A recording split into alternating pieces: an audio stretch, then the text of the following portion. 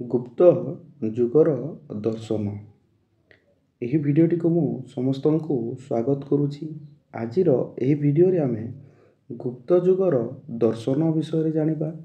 ପିଲାମାନେ ଯେଉଁମାନେ +2 second year arts ହିଷ୍ଟ୍ରିର ବାର୍ଷିକ ପରୀକ୍ଷା ଦେବ ସେମାନଙ୍କ ପାଇଁ ଏହି ଗୁପ୍ତ ଯୁଗର ଦର୍ଶନ ଅତ୍ୟନ୍ତ ଗୁରୁତ୍ୱପୂର୍ଣ୍ଣ ଅଟେ। ପିଲାମାନେ କାହିଁକି ନା ତୁମର ବାର୍ଷିକ ପରୀକ୍ଷାରେ 3 ମାର୍କର ପ୍ରଶ୍ନ ଆସିଥାଏ ଗୁପ୍ତ ଯୁଗର ଦର୍ଶନ।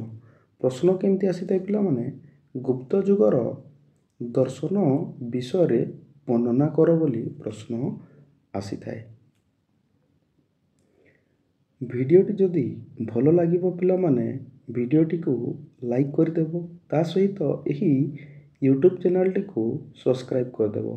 ଯଦ୍ୱାରା କ'ଣ ହେବ ପିଲାମାନେ, ଏହି ୟୁଟ୍ୟୁବ୍ ଚ୍ୟାନେଲରେ ମୁଁ ଯାହା ବି +2 ସେକେଣ୍ଡ ଇୟର ଆର୍ଟ୍ସ ହିଷ୍ଟ୍ରିର ବିଷୟବସ୍ତୁକୁ ନେଇକି ଭିଡ଼ିଓ ଗୁଡ଼ାକ ଅପଲୋଡ଼ କରୁଛି, ତୁମେମାନେ ତାର ସୂଚନା ପାଇପାରିବ। ଗୁପ୍ତ ଯୁଗର ଦର୍ଶନ। ଦର୍ଶନ କାହାକୁ କୁହାଯାଏ ପିଲାମାନେ? ଦେଖ ଏଠି ନୈତିକ ବ୍ୟବହାର ନିୟମ। ପ୍ରତ୍ୟେକ ଦିନ ଆମେ ଆମର ଜୀବନରେ ଯାହା ବି ବ୍ୟବହାରକୁ ମାନି ଚଲୁଛୁ ତାକୁ ନୈତିକ ବ୍ୟବହାରର ନିୟମ ବୋଲି କୁହାଯାଉଛି। ଏବଂ ଏହି ଦର୍ଶନ ହେଉଛି ନୈତିକ ବ୍ୟବହାର ନିୟମ, ଯାହାକି ଜୀବନର ଅର୍ଥକୁ ପରିପ୍ରକାଶ କରିଥାଏ ବା ଜୀବନର ଅର୍ଥ ବିଷୟରେ ସୂଚନା ପ୍ରଦାନ କରିଥାଏ। ଏହାକୁ ଦର୍ଶନ ବୋଲି କୁହାଯାଇଥାଏ। ଏବଂ ଆମେ ଆଜି ଜାଣିବା ଗୁପ୍ତ ଯୁଗର ଦର୍ଶନ ବିଷୟରେ।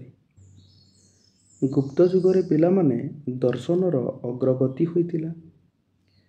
ଭାରତୀୟ ଦର୍ଶନ ଶାସ୍ତ୍ର ଗୁଡ଼ିକର ପରିପୃଷ୍ଟ ହୋଇଥିଲା ଏହି ଗୁପ୍ତ ଯୁଗରେ।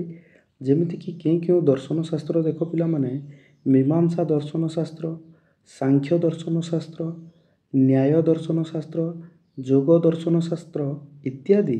ଏହି ଭାରତୀୟ ଦର୍ଶନ ଶାସ୍ତ୍ର ଗୁଡ଼ିକ ଗୁପ୍ତ ଯୁଗରେ ପରିପୃଷ୍ଟ ହୋଇଥିଲା।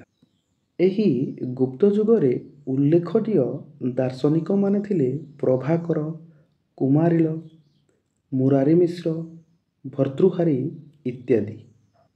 ଏହି ଗୁପ୍ତ ଯୁଗରେ ବୌଦ୍ଧ ଦର୍ଶନରେ ନୂତନତ୍ୱ ପରିଲକ୍ଷିତ ହୋଇଥିଲା।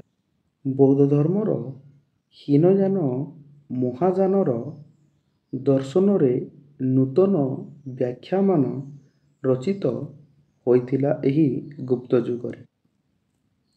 ଆର୍ଯ୍ୟ ମଞ୍ଜୁଶ୍ରୀ ମୂଳକଳ୍ପ, ଯାହାକି ମହାଯାନ ଘଟଣା ପଞ୍ଜିକା ଅଟେ, ତାହା ଏହି ଗୁପ୍ତ ଯୁଗରେ ସୃଷ୍ଟି ହୋଇଥିଲା। ଏବଂ ଏହି ଆର୍ଯ୍ୟ ମଞ୍ଜୁଶ୍ରୀ ମୂଳକଳ୍ପରେ 700 ଖ୍ରୀଷ୍ଟପୂର୍ବରୁ 700 ଖ୍ରୀଷ୍ଟାବ୍ଦର ଇତିହାସ ଲିପିବଦ୍ଧ ହୋଇ ରହିଅଛି। ବୌଦ୍ଧ ଦର୍ଶନର ଅମୂଲ୍ୟ ଗ୍ରନ୍ଥ 8 କଥା, ଯାହାକୁ କି ବୁଦ୍ଧଘୋଷ ରଚନା କରିଥିଲେ। ଅଶୋକ ରଚନା କରିଛନ୍ତି ମହାଯାନ ସୂତ୍ର ଅଳଙ୍କାର। ଆହୁରି ସେ ରଚନା କରିଛନ୍ତି ବୋଧିସତ୍ତ୍ୱ ଭୂମି। ବଶବନ୍ଧୁ ରଚନା କରିଛନ୍ତି ଗାଥା ସଂଗ୍ରହ, ଅଭିଧର୍ମକୋଶ, ପରମାର୍ଥ ସ୍ଥପତି। ଆହୁରି ପିଲାମାନେ ଦୀନାଗଙ୍ଗ ରଚନା କରିଛନ୍ତି ନ୍ୟାୟ ପ୍ରବେଶ ଓ ତର୍କଶାସ୍ତ୍ର।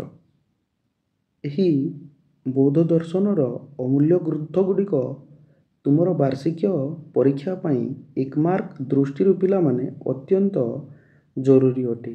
କିଏ କେଉଁ ବୌଦ୍ଧ ଦର୍ଶନ ଗ୍ରନ୍ଥ ରଚନା କରିଛନ୍ତି ତୁମର ପରୀକ୍ଷାରେ ପ୍ରଶ୍ନ ଆସିଥାଏ।